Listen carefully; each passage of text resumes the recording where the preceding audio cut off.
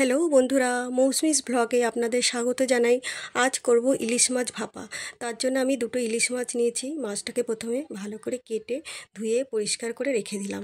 এবার আমি যা যা উপকরণ লাগবে সেগুলো নিয়েছি। সাদা সর্ষে, কালো সর্ষে আর কাঁচা লঙ্কা, এগুলোকে ভালো করে ধুয়ে আমি পাটায় ভালো করে বেটে মশলাটা করে নিলাম।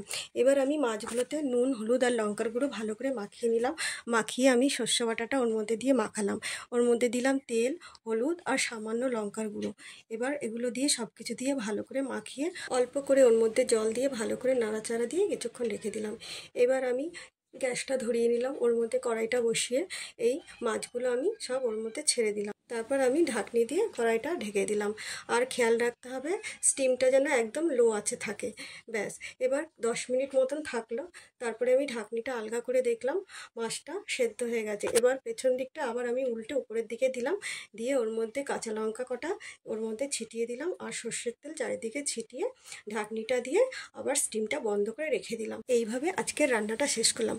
আমার ভিডিওটা যদি আপনাদের ভালো লাগে তাহলে লাইক, কমেন্ট, শেয়ার আর সাবস্ক্রাইব করে দেবেন।